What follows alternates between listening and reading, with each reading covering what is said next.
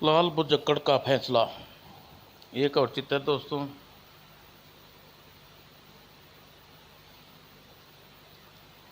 चंद्रसुख सेनापति का कुछ सिपाही लाल बुजक्कड़ के पास पहुंचे। श्रीमान लाल बुजक्कड़ जी हैं क्या? होंगे। क्यों, क्या निकटू कुछ काम धाम है क्या? आवाज़ सुनकर लाल बुजक्कड़ घर से बाहर आया। क्या बात है? हम लोग चंद्रपुर से आए हैं। आपकी ख्याति के बाद राजा साहब ने सुना है, इसलिए फैसला करने के लिए तुम्हें बुलाया है। लाल बुजक्कड़ ने घर से सीना तानते हुए बोला, मुझे फैसला करने के लिए बुलाया है? वाह, मैं चलने के लिए तैयार हूँ, लेकिन अपनी पत्नी को सारी बात बताकर आता हूँ। ठीक है, बताओ। वो लाल बुजक्कड़ अपनी पत्नी के पास गया। भगवान, चंद्रपुर के राजा ने मुझे फैसला करने के लिए बुलाया है। देखो, मेरी अकल का डंका दूर दूर तक बज गया है। आज मेरी ख्याति फैली जा रही है। मेरी अक्लमंदी की वजह से मुझे तुम महामूर्ख कह रही हो। तुम्हारे भेजे में यह बात कब ये आएगी या नहीं? तुम्हारी अकल नहीं, महामूर्खता हो। और जिस फैसले के लिए चंद्रमुक्त राजा ही नहीं कर सके वह तुम कैसे कर सकते हो? एक बार नहीं, 1000 बार कहूँगी, तुम्हारी किस्मत साथ देती है। किसी दिन तुम्हारी किस्मत साथ न दे तो तुम लोगों को कोई बहाना बता दो। और पत्नी की बात अनसुनी कर लाल बुजक्कड़ बाहर आ गया। सेनापति, चलने के लिए तैयार हूँ। हमारे महाराज आपके लिए यह घोड़ा भेजा है। और लाल बुजक्कड़ घोड़े पर सवार होकर सेनापति साहब के साथ चल पड़ा। सेनापति जी, आपको मालूम है कि किस किस्म का फैसला करना है। दरबार में चलकर महाराज आपको सारी बात बता देंगे। और चंद्रपुर के महाराज चंद्रमणि दरबार लगा हुआ था। दरबारी ओहदेदार और सेना अधिकारी अपनी अपनी कुर्सियों पर बैठे थे। दरबार में सेनापति ने पहुंचकर महाराज को सूचित किया, महाराज की जय हो, आपकी आज्ञा से लाल बुजक्कड़ को अपने साथ ले आया हूँ। महाराज की जय हो, आपकी आज्ञा से लाल बुजक्कड़ दरबार में हाजिर है। आओ आओ लाल बुजक्कड़, हमने बहुत लोगों से आपकी तारीफ सुनी है। लाल बुजक्कड़ ने आसन देकर महाराज ने बिठाया और उसकी आवभगत की। लाल बुजक्कड़ जी, यहाँ तक आने में किसी प्रकार की परेशानी तो नहीं हुई? महाराज आपकी कृपा, आगे परेशानी कैसी? मैं तो आपका सेवक हूँ, क्या कीजिए। महाराज चंद्रमणि गंभीर हो गए। एक बहुत ही अहम फैसला करना है। मैं सोच रहा था, नहीं पा रहा कि किसके पक्ष में क्या फैसला करूं। महाराज आप मुझे पूरी बात बताइए। और लाल बुजक्कड़, यह फैसला मेरी अपनी बेटी के भाग्य का फैसला है, और किसी प्रकार की गलती हो गई तो मुझे ज़िंदगी भर पछताना होगा। महाराज आप पूरी बात बताइए ताकि मैं सही निर्णय ले सकूं।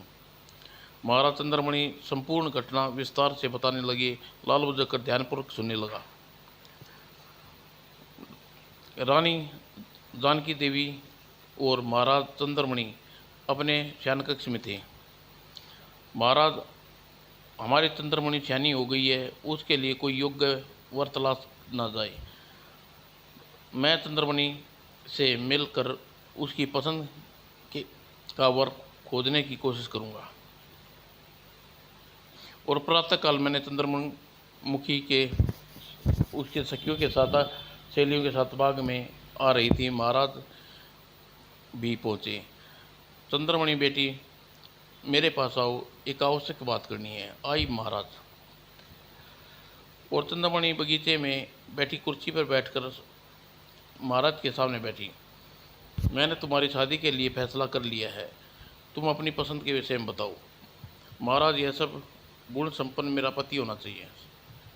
महाराज ने दरबार में मंत्रियों को मंत्रण गणना की। पैगाम आसपास के राज्य में भेजे। बहुत अच्छा महाराज। और महाराज के ऐलान में आसपास के राज्य को ऐलान सुनने के बाद ऐलान सुनने के लिए भीड़ जमा होने लगी। सुनो, सभी लोग गौर से सुनो।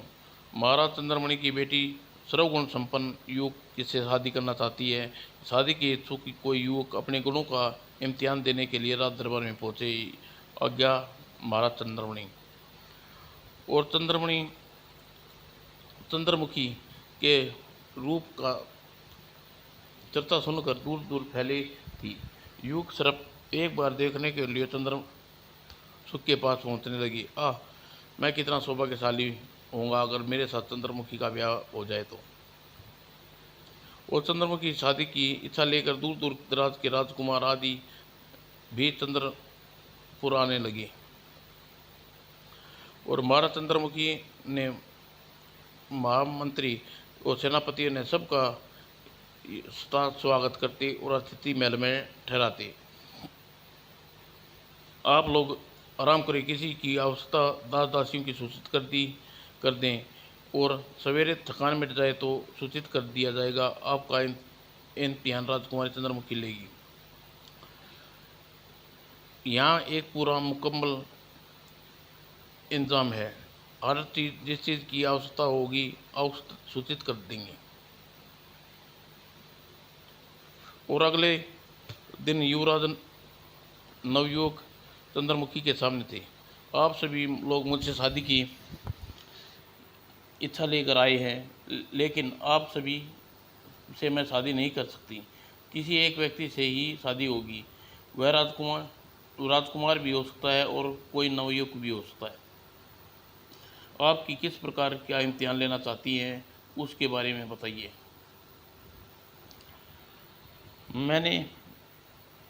मैं अपने लिए किसी युवक को चुनूंगी जिसका गुण होने हों। वह ज़रूरी नहीं है कि वह राजकुमार हो। आधा राज्य मेरे पिताजी उसे दे देंगे। बताइए, आप लोग तैयार हैं इम्तिहान देने के लिए? यदि अपने गुणों का बखान कीजिए। राजकुमार जी, मेरा मेघा चीख चीख कर कह रहा है, देखिए क्या धड़क रहा है। राजकुमारी जी, आपके रूप की प्रशंसा सुनकर मैं आया हूँ। जिस प्रशंसा सुनी थी आप उससे भी बढ़कर है। यदि आप मुझे शादी कर लेंगे तो मैं आत्म तक कर लूँगा।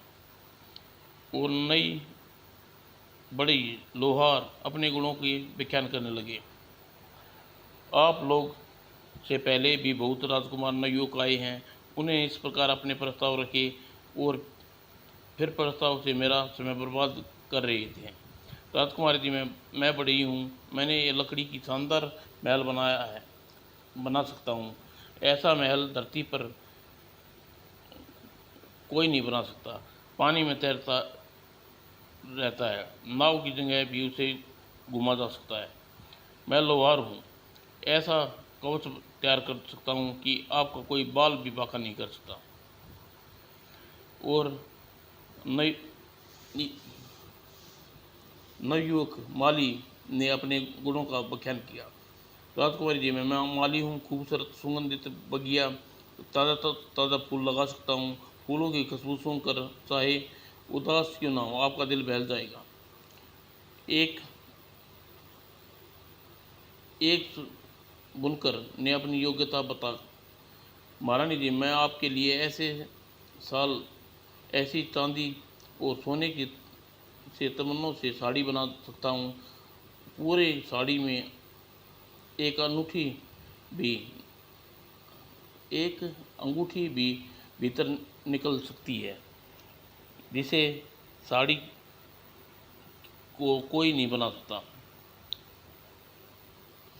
एक राजमिस्त्री ने अपनी योग्यता बताई का व्याख्यान किया। राजकुमारी जी, मैं आपके लिए ऐसा शानदार महल बना सकता हूँ।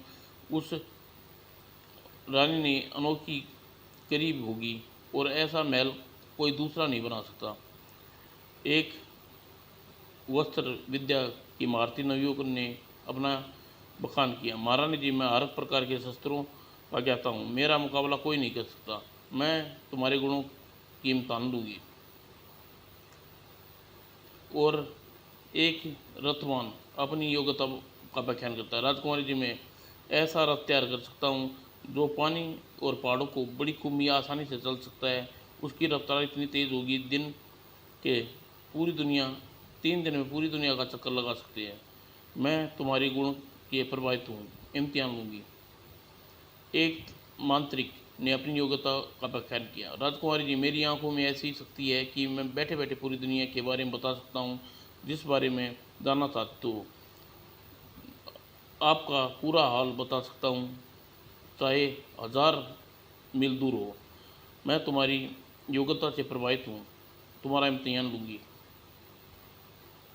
और महाराज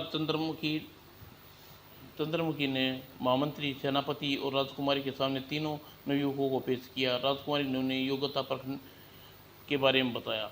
महाराज, इन सभी ने मुझे 3 योग्य अनुसार पसंद आए हैं, इनकी परीक्षा लें। और अमर सिंह ने अपना इम्तिहान दो। जिस प्रकार तुम रथ बनाने और सैन्य का ऐलान किया है, उसमें हम भी लोग भी घूमेंगे। बहुत अच्छा महाराज, आज की बात मैं को रथ तैयार कर लूँगा, कल आपके साथ उस पर घुमाऊँगा।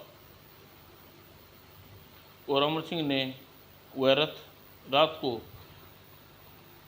को भर में तैयार कर डाला और प्रातः रथ में लेकर लोग सवार हो गए।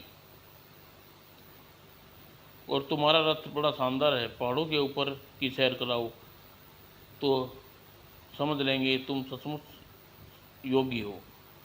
और रथ को आप लोग कस कर पकड़ लीजिए और वायु वेग से दौड़ेगा। और वह रथ वायु वेग से दौड़ता हुआ पहाड़ के ऊपर जा पहुंचा। वाह, सचमुच तुम्हारे रथ की रफ्तार बहुत तेज है। पलक झपकते ही पहाड़ पर आ गई। सचमुच कमाल का रथ है। और उसी समय एक राक्षस दौड़ता हुआ रथ के निकट आया और भयानक गर्जना करता हुआ लोगों पर भयभीत कर दिया। और राक्षस राजकुमारी को साथ लेकर गायब हो गया। अरे राजकुमारी, राक्षस कहाँ ले गया? ओह मेरी बेटी, बगैर बेटी के किसी को अपना मुंह नहीं दिखा सकता। आज तक मैं बेटी का मुंह देखकर जिंदा हूँ। और रथ पर मांत्रिक भी सवार था। उसने महाराज से सामने निवेदन किया, महाराज आप चिंता न करें, मैं अपनी मांत्रिक शक्तियों द्वारा राजकुमारी का पता लगा सकता हूँ। जल्दी पता लगाओ, तुम्हारा यह उपहार कभी नहीं भूलूंगा। और मांत्रिक ने अपनी आंखें बंद कर महाशक्ति ध्यान लगाया। कुछ देर बाद में आंखें खोली। महाराज इस पहाड़ी की चोटी पर दूसरी और राक्षस कुमारी को ले गया है और इस समय 1000 फुट गहरी खाई में है। ओह, वह गहरी खाई में है। क्या मेरी बेटी के पास पहुंचना जा सकता है? मैं अपनी बेटी को किस प्रकार जिंदा रखूंगा? और अमर सिंह ने महाराज को चंद्रमणि से प्रार्थना की, महाराज मेरे साथ रथ पर स्थगित पर आप भूल रहे हैं कि कुछ देर पहले आप यहाँ पहुँचे थे। अमर सिंह, चंद्रमुखी का वियोग में बुद्धि कुछ काम नहीं कर रही थी। जल्दी ही रथ तुम गहरी खाई में पहुँचाओ। और मांत्रिक कवरसेन अपने मंत्र शक्ति से रथ का रास्ता बताता चला जा रहा था। अमर सिंह रास्ते पर वायु वेग से रथ बढ़ाता चला जा रहा था। रथ घाटी में पहुंचा और सामने गुफा में अपनी बेटी को राक्षस द्वारा पर है। सेनापति, राक्षस को मारकर मेरी बेटी को ले आओ। बहुत अच्छा है मारा। और सेनापति राक्षस को मारने के लिए दोनों के बीच भयंकर मुकाबला होने लगा। और राक्षस ने सेनापति को बुरी तरह घायल कर दिया और किसी तरह अपनी जान बचाकर भागा। महाराज, उस राक्षस ने लड़ने की शक्ति मुझ में नहीं है। आपकी आज्ञा है, मैं अपनी जान दे सकता हूँ। ओह मेरी बेटी राक्षस के चुंगल में कैसे आज़ाद होगी? आए, अब मैं बेटी से नहीं मिलूँगा। और विजय सिंह ने चंद्रमणि के सामने आ गया। महाराज, आप चिंता न करें, राक्षस मैं शस्त्र विद्या का महारथी हूँ। जिस भी शस्त्र से राक्षस मुझसे लड़ेगा वह परास्त कर दूंगा। विजय सिंह, तुम्हारा उपकार कभी नहीं भूलूंगा। जल्दी ही मेरी बेटी को मुझे मिलाओ। और राक्षस विजय सिंह पर जबरदस्त मुकाबला हुआ। राक्षस अपनी गंडासे से को चमकाता हुआ मुकाबला में आया। विजय सिंह अपनी तलवार निकाली, अपनी जान बचा कर भाग जाओ, राजकुमारी को मैं अपनी रानी बनाऊंगा। मेरा मुकाबला तुम नहीं 7 जन्मों में भी नहीं कर सकते। हा हा हा। तुम चाहे जिस प्रकार भी अस्त्र ले लो, से मुकाबले में आओ, लेकिन मुझे असफलता सफलता ही मिलेगी। और राक्षस और विजय सेन जबरदस्त मुकाबला हुआ और विजय सेन ने राक्षस का खुरपा तलवार से उड़ा दिया और सीने में तलवार घुसेड़ दी। आहा, बचाओ! और गुफा में प्रविष्ट हुए। राजकुमारी जी, हमने उस राक्षस राजकुमारी जी, उससे डरने की कोई बात नहीं है। आप बहुत बाहर आइए, हमने राक्षस को मार डाला है। तुम्हारा बहुत बहुत धन्यवाद। और राजकुमारी चंद्रमुखी गुफा से बाहर आई। वह अपने पिता से सीने से लग गई। पिताजी, मैं सुख का देखकर मेरी जान में जान वापस आई है। पिताजी, अगर आप कौरसेन से अपनी विद्या का शानदार प्रदर्शन किया, मैं सभी बगों की आभारी हूँ। तीनों अपने अपने फन में एक से बढ़कर एक है। और अमर सिंह ने अब हम लोग को हमारे राज्य पहुंचाओ। और अमर सिंह ने वायु रथ दौड़ाया और चंद्रसेन को महल में ले आया। आओ बेटी, महामंत्री जी, लोगों और मेहमानों को ले जाओ। जी बहुत अच्छा महाराज। और महामंत्री ने लाल बुजक्कड़ को संपूर्ण स्थिति से अवगत कराया। उन तीनों उम्मीदवारों को अपने फन में माहिर है। राजकुमारी और मैंने दरबारियों ने फैसला कर नहीं पा रहे कि किसके शादी के लिए चुना जाए। यदि ये अमर न होता तो राजकुमारी कभी न पहुंच पाती। यदि कंवर सेन की मंत्र शक्ति से राजकुमारी का पता न लगाता तो विजय सेन न लड़ता तो राजकुमारी न मिलती। महाराज, अमर सेन व कंवर सेन फन के माहिर है, लेकिन राक्षस ने किसी भी तरह राजकुमारी को प्राप्त नहीं कर सकते थे, इसलिए विजय सिंह राजकुमारी के योग्य है। और राजकुमारी चंद्रमुखी विजय सिंह वीरता पर मोहित हो गई थी, लेकिन असम स्थिति थी कि लाल बुजक्कड़ के फैसले में वह खुश हुई और सभी दरबारियों ने फैसले की वाह वाह कर उठे। लाल बुजक्कड़ वाह वाह जिंदाबाद। और लाल बुजक्कड़ शादी के बाद काफ़ी दिन तक चंद्रमणि लाल बुजक्कड़ को रोके रखा, फिर काफ़ी धन दौलत देकर विदा किया। दोबारा आना लाल बुजक्कड़ जी। अच्छा महाराज। समाप्त दोस्तों। लाल बुजक्कड़ और चालाक नाई। बाजार में एक स्थान पर भीड़ लगी हुई थी। सभी दुकान नाई का बकरा खोल कर सामने देख रहे थे। फल वाला अपने प्यारे बकरे को आते जाते बेकाबी से देख रहा था और आगे आंसू निकल पड़े। और फल वाला चीख मारकर बोले जा रहा था, सुबक सुबक सुबक। लाल बुजक्कड़ शाम होते हुए घूमने निकला। ओह, शाम को घूमने में कितना मज़ा आता है। ठंडी ठंडी हवाएं आदमी को जवान बना देती है। और रोना बंद करो, वो देखो लाल बुजक्कड़ जी आ रहे हैं, सहायता मांगो, तुम्हारी कोई ना कोई रास्ता जरूर सुझा देंगे। और फल वाला लाल बुजक्कड़ की ओर दौड़ाया। लाल बुजक्कड़, लगता है मुझे कोई आवाज़ दे रहा है। लाल बुजक्कड़ रुक कर घूम कर देखा, यह मेरी ओर दौड़ा रहा है। और फल वाला लाल बुजक्कड़ के पैरों में गिर पड़ा। मुझे बचाओ, मेरी सहायता करो। फल वाला बिंदु लाल बुजक्कड़ के पैरों में पकड़ लिया कर उठाया। उठ जाओ, खड़े हो जाओ, बताओ किस प्रकार की सहायता चाहते हो। मेरा बकरा कल्लू नाई जबरदस्ती ले जा रहा है, मुझे पूरी बात बताओ। और बिंदु फल वाले ने लाल बुजक्कड़ को पूरी बताई बात। कल्लू नाई की फल वाले की दुकान पर पहुंचा। बिल्लू का बकरा बड़ा ही शानदार है, इसे हड़पने का तरीका सोचना चाहिए। और कल्लू नाई के मस्तिष्क में एक तरकीब आई। आह, क्या तरकीब आई है, क्यों ना कल्लू नाई को ही मा यो ही नहीं मानते। अरे बिंदु केले भाई, बिंदु बुद्धू केले क्या भाव? 1 रुपये के 4 केले। 4 केले दे दो और यह लो पैसे। ये लो 4 केले। और कल्लू ने बिल खाते ही लगा, ये केले मज़ेदार हैं, खाने में मज़ा आ गया।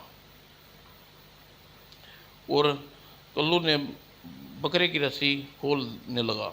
अरे यह क्या कर रहे हो कल्लू, बकरे को क्यों खोल रहे हो? यह बकरा मेरा है, तुम क्यों खोल रहे हो? मैंने पैसे खर्च किए करके केले खरीदे थे, इसको खाने के बाद मैं सोचा था कि केले छिलके से जाकर अपनी भैंस को खिलाऊंगा, लेकिन इस बकरे इसे खा लिया है।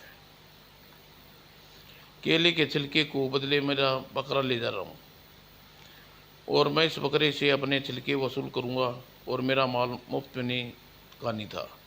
भैया देखो, कल्लू ने मुझे ठगा है।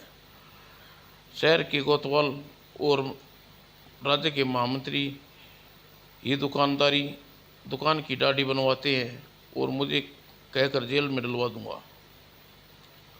और कल्लू बकरा खोल कर ले चला।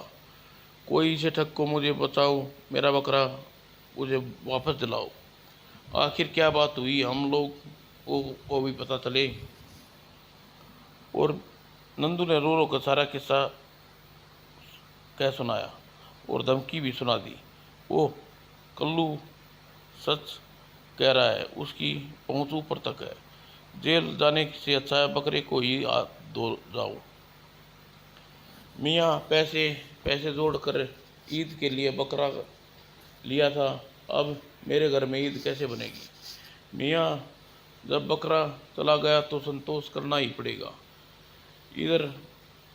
इधर से आप जाते हुए दिखाई दिए तो सभी लोगों ने सलाह देकर, आप गरीब हमदर्द हमेशा सहायता करते हैं।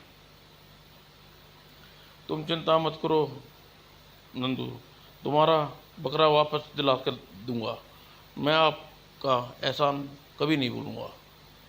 और लाल बुजकट ने सोच में नंदू की योजना समझाई। मेरी बात समझ गए ना? हाँ समझ गया, आपकी योजना किसी को नहीं बताऊंगा। और अगले दिन नंदू नाई की दुकान पर पहुंचा और ग्राहकों से भरी थी।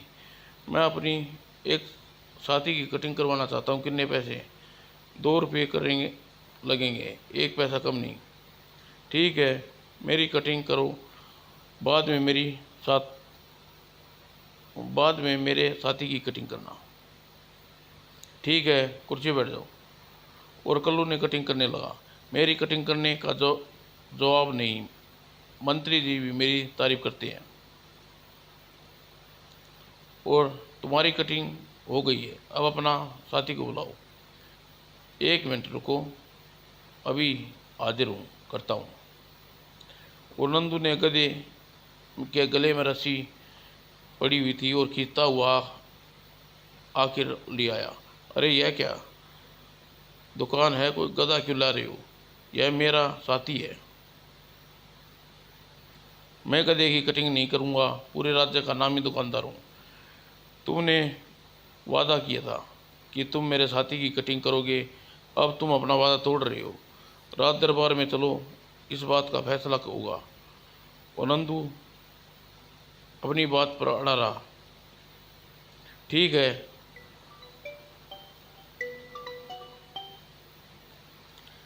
है, चलो।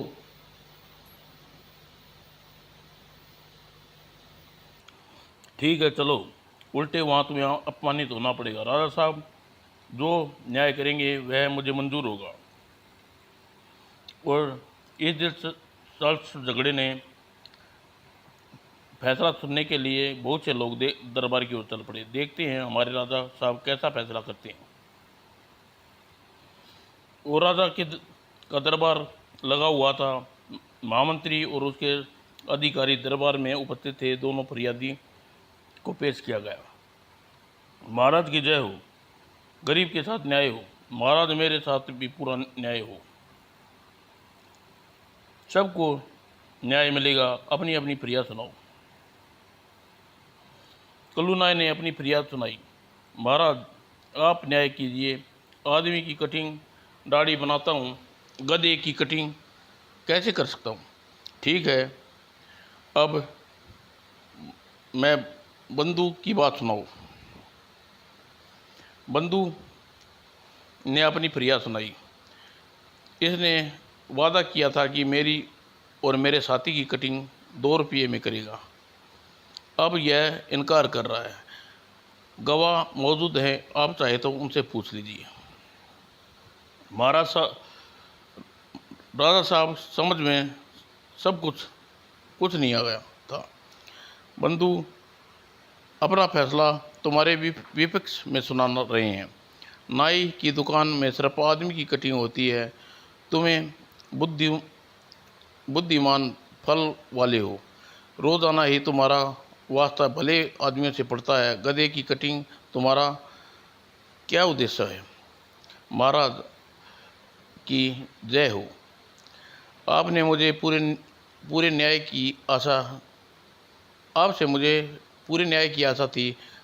कल्लू नाई ने हमारी दुकान से केले लिए थे और उसका छिलका नीचे फेंक दिया, तो मेरे बकरे ने उन छिलकों को खा लिया और उसकी एवज में मेरा बकरा ले जाना कहाँ का न्याय है? सब ने पहले यह बताओ, गधे की कटिंग की सलाह किसने दी? किसी ने जोरदार तरकीब सुझाई। महाराज मुझे यह सलाह लाल बुजक्कड़ ने दी थी। मेरे साथी दुकानदारों ने कहा कि गरीब आदमियों की मददगार लाल बुजक्कड़ करता है। मेरी उसने मदद की और यह रास्ता सुझाया। लाल बुजक्कड़ की बुद्धिमानी की जितना तारीफ की जाए कम है। लाल बुजक्कड़, तूने बुद्धि से बकरा वापस करो और जुर्माना में 25 रुपये दो। भविष्य में इस प्रकार ठगी करोगे तो का विचार न किया जाए। महाराज की जय हो। लाल बुजक्कड़ की जय हो। पूरा दरबार मुझे पूरा न्याय मिला और दरबार की कार्रवाई समाप्त हुई। लाल बुजक्कड़ नाई अपने लालच में अफसोस करने लगा। मेरे मन में लालच न आता तो मुझे 25 रुपये का दंड न देना पड़ता। लालच कभी नहीं करूँगा। और लाल बुजक्कड़ महल से बाहर बिंदु को मिल गया और बिंदु ने उसे उठा लिया। गरीबों का मसीहा लाल बुजक्कड़ जिंदाबाद। लाल बुजक्कड़ ने खीर खाई। लाल बुजक्कड़ श्याम मिल गए काफ़ी दिन हो गए थे। न जाने किस हाल में होगा। शेख चिल्ली नाम मुझे रोज़ रोज़ खबर लेनी चाहिए। लाल बुजक्कड़ ने चलते चलते रात हो गई। रात को जंगली जानवरों का खतरा है। मुझे किसी पेड़ पर चढ़कर रात काटनी चाहिए। और पेड़ के ऊपर चढ़ गया। यह पेड़ ठीक रहेगा, खूब घना है, इसकी जंगल जानवर को देख न सकेंगे। और 1 घंटे बाद 4 चोर उसी पेड़ के नीचे आ। सरदार, आपने साथियों की योजना सुनाई। साथियों, लाला मनसाराम को आज अपने रिश्तेदार के यहाँ शादी में गए हुए हैं। घर में सिर्फ उसकी माँ और बेटी शानवी है। उसकी शादी के लिए गहने और रकम इकट्ठा कर रखी है। उस चोर ने सरदार ने प्रस्ताव पर सब विचार किया। हम लोग बड़ी आसानी से मनसाराम को लूट सकते हैं और मुखबिर ने हमें सूचना दी है कि तुम लोग क्या राय है? और लाल बुजक्कड़ को जंगली जानवर का डर से नींद नहीं आ रही थी। इसी विचारों में चारों की बातचीत सुन रहा था। मुझे छींक आ रही है। भगवान, थोड़ी देर और रुक जाऊं। और लाल बुजक्कड़ की प्रार्थना, भगवान ने उसे छींक आ गई और छींक की आवाज़ चारों ओर सरदार को सुनाई दी। तभी उसने ऊपर देखने लगा। सरदार, निश्चित रूप से कोई ऊपर है। हम लोगों को योजना सुन ली और उन लोगों के गांव वाले को सूचना दे सकता है। तुम ठीक कहते हो कालू। इस पेड़ के ऊपर जो कोई है नीचे आ जाओ, नहीं तो गोली चला दूंगा। और लाल बुजक्कड़ बुरी तरह भयभीत हो गया। मैं नीचे आ रहा हूँ, गोली मत चलाना। और लाल बुजक्कड़ पेड़ से नीचे उतरने लगा। हे भगवान, आज तू जल्लाद, तू बल्लाई को टाल तू। और लाल बुजक्कड़ नीचे पहुंचा। वह बुरी तरह काँप रहा था। कौन हो तुम? इस पेड़ पर चढ़े हुए क्या कर रहे थे? मैं लाल बुजक्कड़ हूँ और शेख चिल्ली से मिलने जा रहा था। रात हो गई थी इसलिए पेड़ पर चढ़ गया। वो चारों ने अपने सरदार साथी को विचार में करने लगे। बोलो साथियों, लाल बुजक्कड़ का क्या किया जाए? सरदार, लाल बुजक्कड़ को हम लोग छोड़ नहीं दिया तो यह हम लोग को फंस सकते हैं। कल्लू ठीक कह रहा है सरदार, लाल बुजक्कड़ को छोड़ना खतरे से खाली नहीं है। मेरी तो यही समझ में आ रहा है कि लाल बुजक्कड़ को भी अपने साथ रखना चाहिए। जब चोरी कर ले तो छोड़ दिया जाए, यही ठीक रहेगा। लाल बुजक्कड़ को पूरी तरह निश्चित रहेंगे। मेरी भी यही मनसा है। लाल बुजक्कड़, हम लोग किसी प्रकार छलावा नहीं उठाना चाहते, इसलिए तुम हमारे साथ रहना होगा। मुझे माफ़ कर दो, भगवान के लिए मैं कसम खा कर कहता हूँ कि नहीं लाल बुजक्कड़, हमारे साथी ने जो निर्णय ले लिया है वो ले लिया है। अब यदि तुम हमारे साथ नहीं चलना चाहते तो मरने के लिए तैयार हो जाओ। नहीं नहीं नहीं नहीं, मुझे मरना नहीं है, मैं चलने के लिए तैयार हूँ, लेकिन मुझे भूख लगी है। सेठ के यहाँ बहुत माल है, जो चाहे खा लेना, लेकिन भागने की कोशिश न करना। मैं आपको हुक्म का पालन करूँगा। और लाल बुजक्कड़ सभी चोरों के साथ चल दिया। अरे भगवान, तूने कैसी बुरी तरह फंसा दिया है, मेरी रक्षा करना। और चारों चोर मनसाराम के घर के सामने पहुंचे। पूरा गांव नींद में आगोश में है। हम लोग बड़ी आसानी से सेठ मनसाराम को लूट सकते हैं। एक आदमी हवेली में भीतर पहुंचकर दरवाज़ा खोले दो। सरदार के साथी अंदर प्रवेश हो गए। और लाल बुजक्कड़ का ध्यान रखे, भागने की कोशिश न करे। बहुत अच्छा सरदार। और लाल बुजक्कड़ को पेट की भूख मिटाने के लिए रसोई की ओर बढ़ गया। चूल्हे पर गर्मा गर्म दूध चढ़ा है, ऐसी खीर बनाकर खाई जाए, मज़ा आ जाएगा। और लाल बुजक्कड़ ने चावल ढूंढ कर दूध में डाल दिए और जल्दी बन जा जल खीर। बहुत दिनों बाद खीर खाई।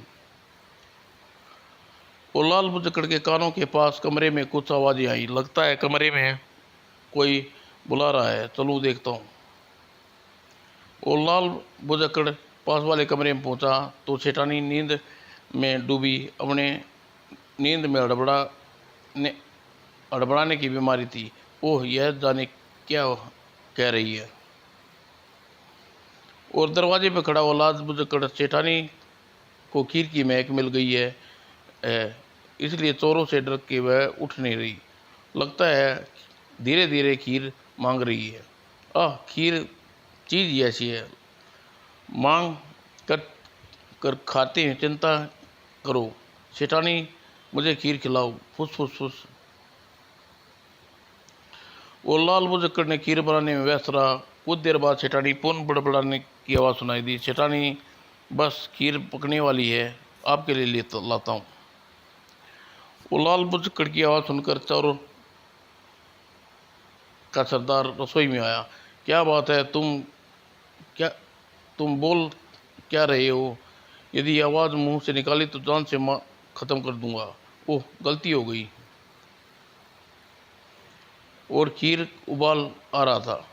ओह, बुजक्कड़ अस्पष्ट आवाज़ में सेठानी को सुनाई दी। लगता है सेठानी खीर मांग रही है और सारे बर्तन जूठे पड़े हैं, इसी चमचे में उठा लेता हूँ।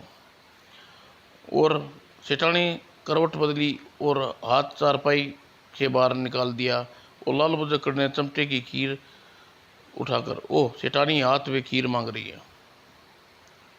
और लाल बुजक्कड़ ने गरम गरम खीर सेठानी के हाथ पे रख डाली और जल्दी ही रंग लेना नीचे गिर गई और फुस फुस फुस फुस और गर्मा गर्म खीर हाथ में पड़ते ही सेठानी पूरी तरह चीख मारने लगी। खीर बम फट गया। ओह हाय मार डाला, हाय बचाओ, हाय जल गई। और सेठानी की चीख सुनकर चोर दरवाजे की ओर लपके, भागो। और आसपास के लोग मनसाराम के वहाँ आ गए और इकट्ठा होने लगे। क्या हुआ? क्या सेठ के यहाँ चोर घुसे हैं? और पड़ोसी ने लाल बुजक्कड़ को पकड़ लिया। चोर चोर, मैं चोर नहीं हूँ, आप लोग मेरी बात सुनो। चोर नहीं हो तो सेठानी मनसाराम के घर क्यों घुसे हो? सच बताओ, तुम लोगों को बगल में कर भूसा भर देंगे। हाँ बता रहा हूँ, पूरी बात सुनो फिर फैसला करना। लाल बुजक्कड़ ने अपने चेले शेख चिल्ली के मिलने की लिए सारी दास्तां सुनाई। यह आप लोग फैसला करें, मैंने चोर के साथ था या बेकसूर हूँ। सेठानी गर्मा गर्म खीर शरीर से आपका हाथ जल गया था क्या? हाँ, हाथ मेरे हाथ पर गर्मा गर्म खीर इसी ने डाल दी थी, मेरी तो जान ही निकल गई थी। लाल बुजक्कड़ की वजह से आपका सारा माल बच गया। चोर सारा माल छोड़कर भाग गई। आपको लाल बुजक्कड़ का उपकार मानना चाहिए। और प्रातः सेठ मनसाराम जी आए और उनके पड़ोसी ने पूरी दास्तां सुनाई। लाल बुजक्कड़ जी, मैं आपका आभारी हूँ। यदि आपने सारा माल चोरी हो जाता तो मैं अपनी बेटी की शादी कैसे करता? किसी को अपना मुंह दिखाने के काबिल न रहता।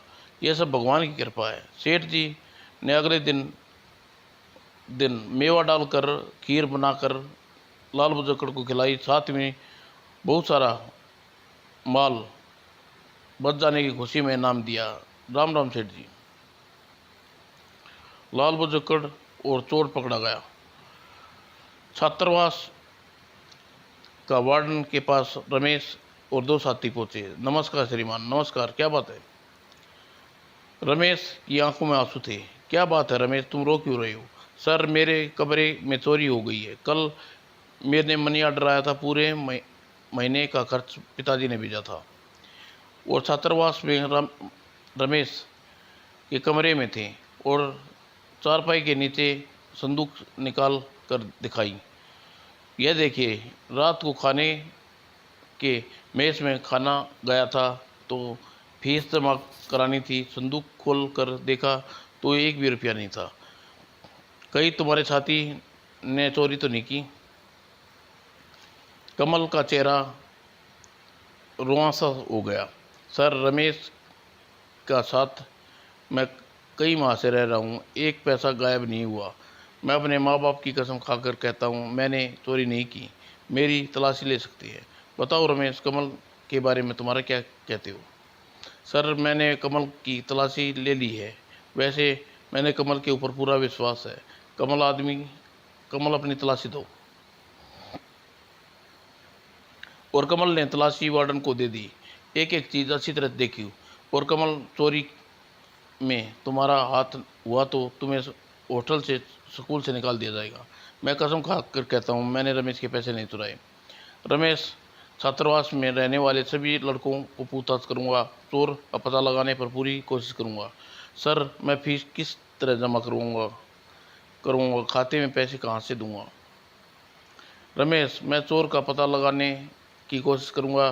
तुम्हें अपने घर चिट्ठी लिख कर दो।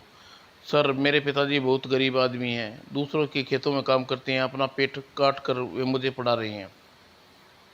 छात्रावास का गार्डन रमेश को सतावना दी। मैं तुम्हारे बारे में प्रधानाचार्य से बात करूँगा, हो सकता है चोरी पकड़ा जाए। और शाम को सभी लड़कों के वार्डन छात्रावास में इकट्ठा किया। कल रात रमेश के मेस में भोजन करने गया था। किसी ने उसके संदूक से ताला खोलकर चोरी कर ली। जिसने भी चोरी की है यदि वह सच सच बता देगा तो माफ़ कर दिया जाएगा। यदि किसी ने चोर का पता लगा तो छात्रावास से, स्कूल से निकाल दिया जाएगा।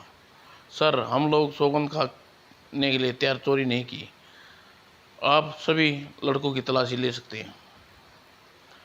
और वार्डन ने सभी को अपने ढंग से पूछताछ की, लेकिन पता नहीं चला। मैं एक पहुँचे हुए महात्मा से पूछता हूँ जिसकी बता सकते हैं। खैर नहीं, आप हम लोगों पर यकीन करें। और 2 दिन बाद एक कमरे में भीड़ लगी थी। क्या हुआ? यह भीड़ कैसी है? अंदर कौन है? पता नहीं, रोने की आवाज़ आ रही है। और छात्रावास भीड़ वाले कमरे के सामने। सर, लगता है खाने के लिए। मैं खाना खाने गया था, लौट कर देखा तो संदूक का कुंडा टूटा पड़ा था। आज मेरा मनी ऑर्डर आया। सुबह सुबह तुम्हें किसी पर शक है पंकज? बगैर देखे किसी पर क्या शक करूंगा? सभी मेरे दोस्त हैं। वार्डन ने उपस्थित लड़कों से पूछा, किसी के पंकज के कमरे में घुसते देखा? नहीं नहीं, हम लोग साथ साथ खाना खा रहे चले गए थे। वार्डन सभी लड़कों को बुलाता है, लाइन में खड़ा कर देता है। अब क्या वक्त? सच सच बता दो, जिसने चोरी की है माफ़ कर दिया जाएगा। यदि सभी लड़के के सामने बताने में शर्म हिचक है तो एकांत में बता दो। और प्रत्येक लड़की के हाथ पर 5-5 बैत खाने पड़े। न जाने किसने चोरी की है और सज़ा हमें भुगतनी पड़ रही है। चोर लड़कों को भगवान पूरी परीक्षा में फेल कर देगा। और सप्ताह बाद नरेश के कमरे में चोरी हो गई। वह घोड़े मार कर सो रहा था। न जाने कौन सा कमीना लड़का है, आज फिर चोरी हो गई।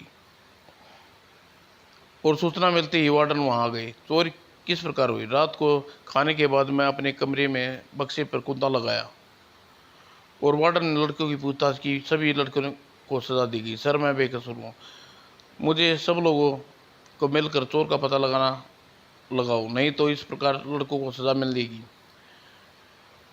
और रोज छात्रावास में वार्डन के पास पहुंचे। सर, मेरे कमरे में चोरी हो गई। ओह, चोरियां की वजह सिर दर्द हो गया है।